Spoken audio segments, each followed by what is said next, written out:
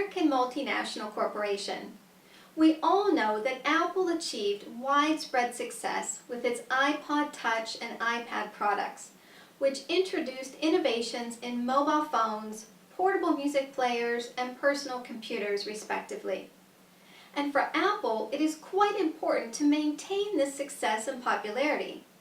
One of Apple's biggest key issues will be the rate that technology is growing and the ability to keep up with and also with the prices at which their products are sold for. They are faced with constant new arrivals at prices that are more affordable, especially in today's economy where everybody is looking for ways to save money. They are also faced with having to maintain their marketing relationship building and brand management techniques as they spread into a much wider market, gaining a much larger customer base that includes a more diverse customer. As we all know, in this modern era where technology and the entertainment industry is constantly evolving, the question that arises is, how will Apple be able to maintain the reputation of its brand and their exclusive design? Will it be easier for Apple to constantly be able to put something new out in the market that will keep catching their consumers' attention? Hello all, and welcome to the lecture on Critical Factors in Managing Technology, where we shall understand how any company faces critical issues in managing technology and how they will be successful in solving those issues. After the lecture, we will be able to learn the following objectives. Understand the creativity factor. Define the link between science and technology. Discuss creativity and innovation. Explain the technology-price relationship. Understand the vision to change strategy. Explain how to manage change. Discuss leaders versus followers. Considering that technological changes are continuously creating new challenges and opportunities for new products, services, processes, as well as organizational development and industrial diversification, these opportunities need to be captured and converted into value through effective and dynamic technology management, or TM. The effective and dynamic management of technologies require a set of skills and knowledge where the use of TM tools plays a key role. However, the literature is silent about TM tools. The TM discipline has a history of over 50 years, but it's becoming a self-sustained discipline that has taken place in the last 20 years. This sub-management discipline is still struggling to agree on a few key pillars forming the body of TM. Technology impacts organizational design, such as by enabling virtual structures or a more analytical view to aspects of structure.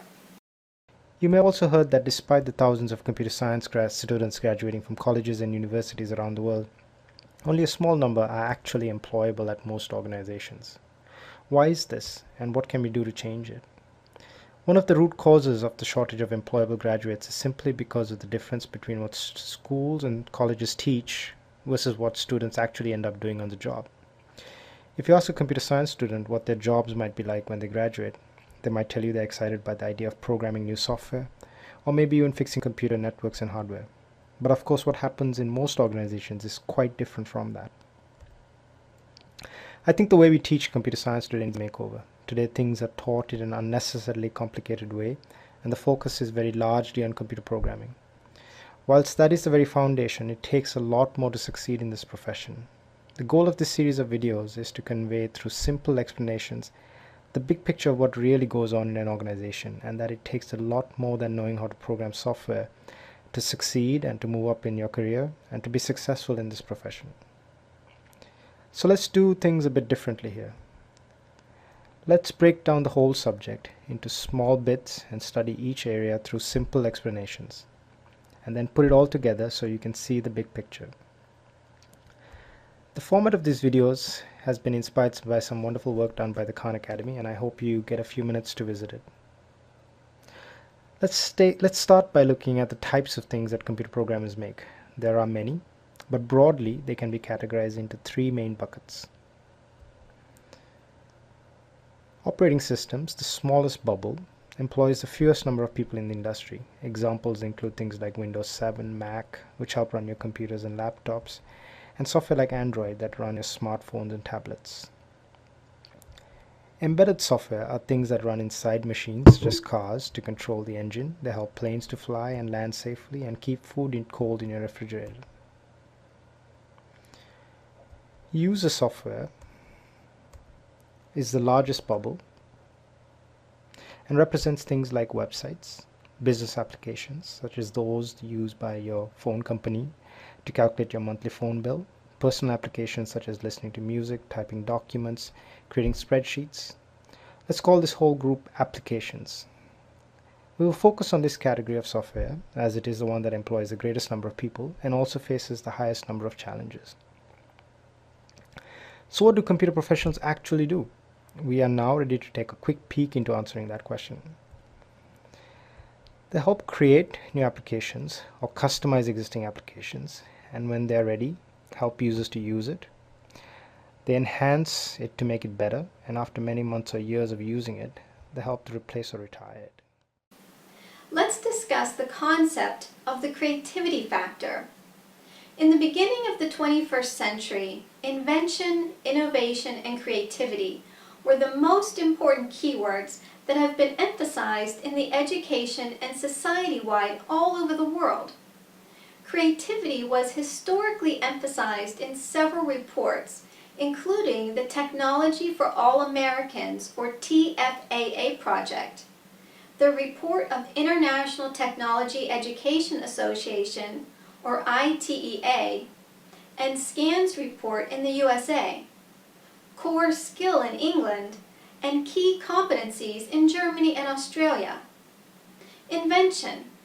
Invention is the creation of a product or introduction of a process for the first time. Thomas Edison was an inventor.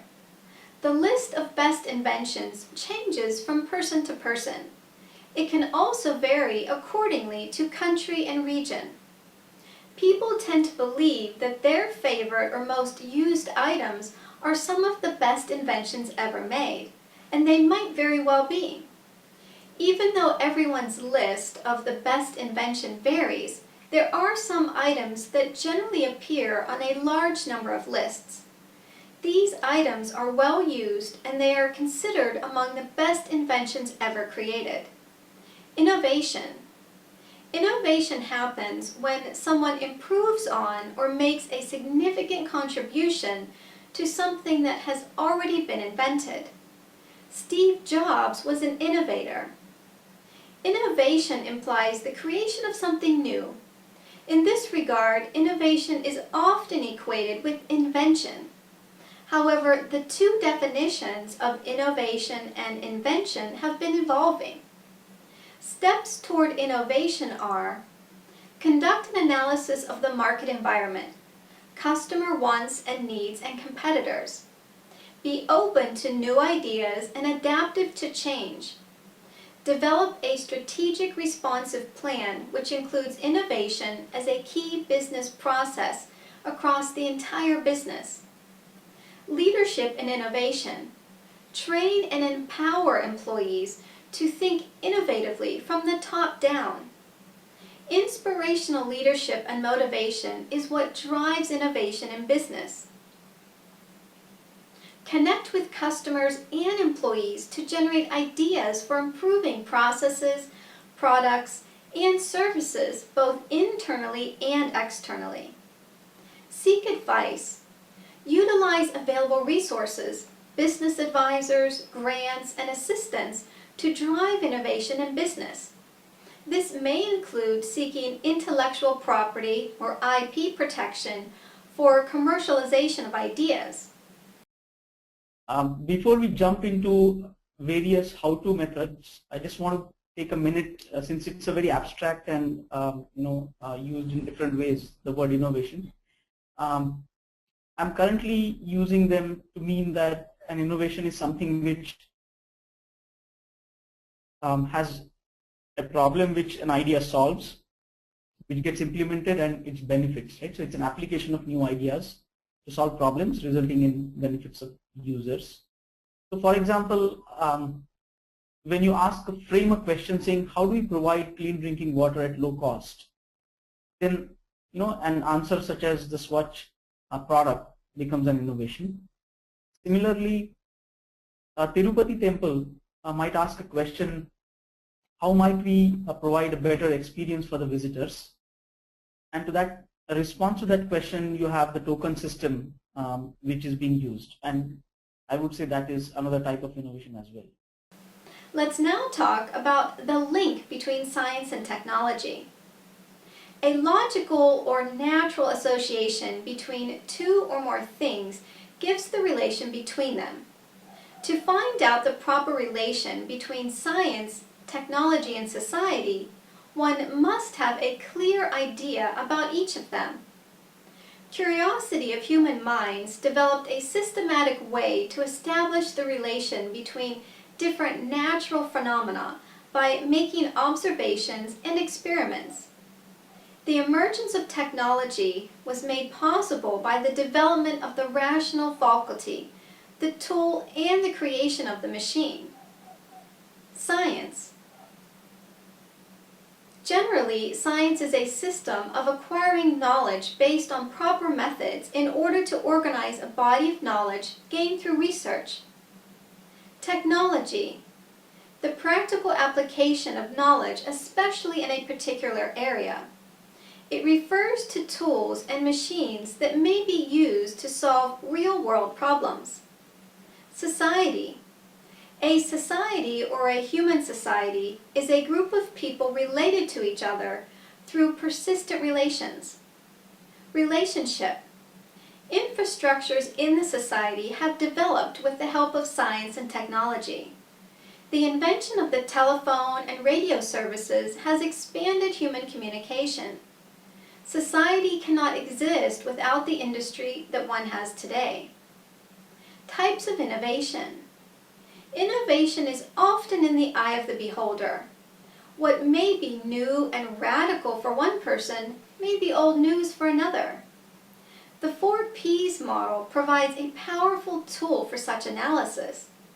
It builds on the hypothesis that successful innovation is essentially about positive change, and it puts forward 4 broad categories where such change can take place. Product innovation. Perhaps the most commonly understood form of innovation is that which introduces or improves a product or service, or a change in what is offered to end users. Process innovation. Innovations can also focus on processes through which products are created or delivered.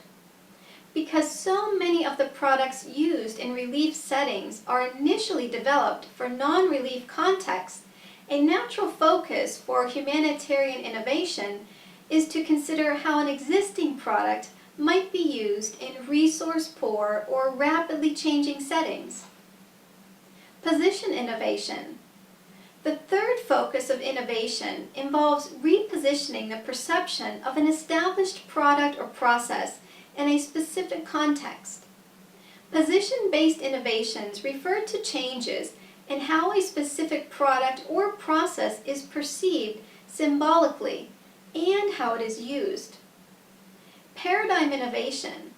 The final P relates to innovation that defines or redefines the dominant paradigms of an organization or an entire sector. Paradigm-based innovations relate to the mental models which shape what an organization or business is about. Creativity and innovation. There was a lot of confusion surrounding creativity and innovation. Creative types in particular claim that creativity and innovation cannot be measured. Performance, however, demands measurement so that one can identify what success looks like. Creativity versus innovation. The main difference between creativity and innovation is the focus. Creativity is about unleashing the potential of the mind to conceive new ideas. Those concepts could manifest themselves in any number of ways, but most often they become something one can see, hear, smell, touch, or taste. Managing innovation. Because creativity and innovation are often confused, it's long been assumed that one cannot force innovation within an organization. It is either there or it's not. The introduction of a common language for innovation design thinking enables organizations to better measure milestones in their innovative efforts. Companies to model. Organizations serious about fostering innovation have to wrestle with two main issues: risk-taking and failure aversion. All innovation involves risk, and all risks include the possibility of failure. Bringing innovation to market. It is tough to get consumers to adopt innovations, and it's getting harder all the time. As more markets take on the characteristics of networks, once reliable tools for introducing new products and services do not work as well as they used to. Now let's talk about the technology-price relationship. Relationship pricing is a strategy of setting prices based on a consumer's relationship with a given institution. The more business someone does with you, the more benefits you give them. Why even think about relationship pricing? If one is having a hard time selling one's products, then one should look at relationship pricing. If people are leaving an institution, that is another sign to look at relationship pricing. The time factor. A central challenge for empirical studies of price variation is controlling for unobserved differences in quality. This challenge is particularly relevant for tests of factor price equality, where workers and other factors of production can vary substantially in terms of productivity across regions and industries. The Osborne Computer Company. Released in June of 1981 by the Osborne Computer Corporation, the Osborne 1 is considered to be the first true portable, full-featured computer. It includes all the components required to be a completely useful and operational computer system. 2 built-in floppy drives which hold 91K of data each, with floppy disk storage compartments. A detachable full-size keyboard with numeric keypad. A built-in, albeit small, monochrome CRT monitor. Runs on the CP/M operating system, the most popular operating system at the time. Now let's explore the vision to change strategy. A strategic vision is a broad term used to describe one of the essential elements of an overall strategic planning endeavor. Essentially, a vision is the identification of the ultimate aim or purpose of a business. Within this context, the strategic vision helps to set the parameters for the development of planning specific steps to go about making that vision come true, since it establishes the general direction that the business will pursue. A workable vision clearly looks beyond where the company is today and determines where the owners want the company to be at some point in the future. IBM and the development of the PC. IBM stands for International Business Machines, the largest computer company in the world today. IBM has been responsible for numerous inventions having to do with computers. IBM background. The company incorporated in 1911, starting as a major producer of punch card tabulating machines. During the 1930s, IBM built a series of calculators, the 600s, based on their punch card processing equipment. The founder of IBM was a devout follower of Hitler.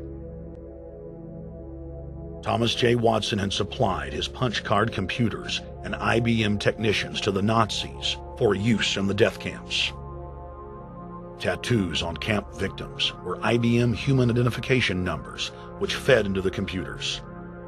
IBM had used similar punch card systems as early as 1928 in a Jamaican race mixing study.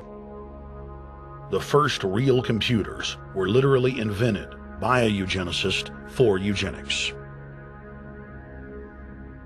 The very first thing that the Nazis did when they took power in 1932 was to hire IBM to reconstruct their census. So using essentially computers, they were punch card computers, they were mechanical computers that could tabulate and analyze information on these punch cards.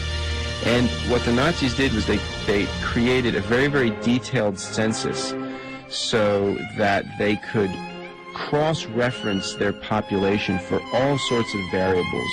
For example, whether someone was Jewish and wealthy and from the East, or half Jewish and from Germany. And what they did with this extremely detailed portrait of their population was to initiate the Holocaust in a totally rationalized way that was deemed by the Nazis to be more palatable to Germans. So what they did was the very first Jews that they went after going after homosexuals and communists and gypsies, they went after wealthy Jews who had immigrated from Eastern Europe, since this was a group that your average German anti-Semite felt least connected to. After they'd rounded them up, they went for wealthy German Jews, and then people of half-Jewish descent. And they did their roundup very, very rationally and methodically using these computers. The numbers on Holocaust survivors' arms, those tattooed numbers, are essentially the barcodes that were linked to the Hollerith machines that IBM leased to the Nazis. And they had these in every death camp. They had them all over the place. They were constantly using this computer technology and the information they had gleaned in their census to manage the whole project of liquidating European Jews.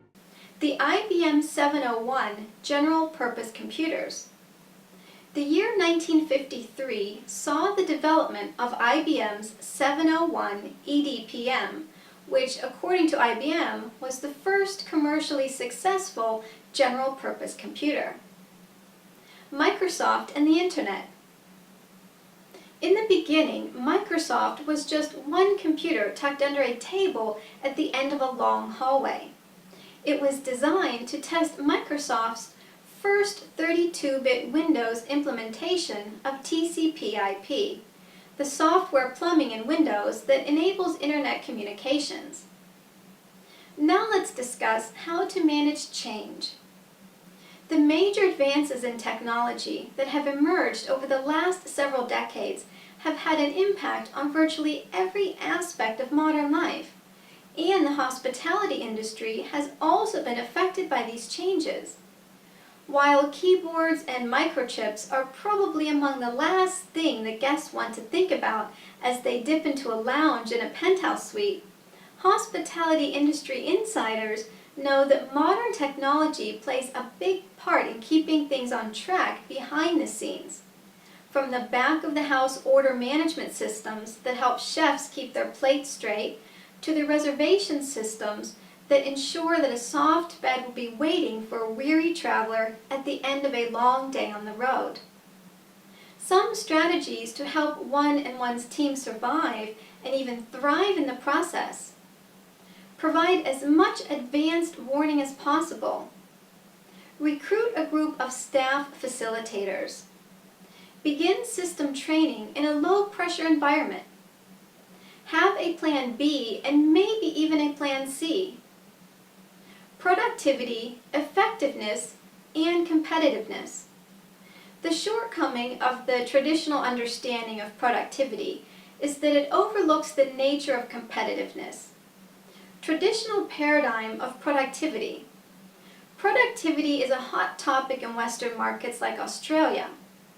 Aging populations coupled with low fertility rates and growing social costs only allow one way to maintain current lifestyle levels, an increase in productivity.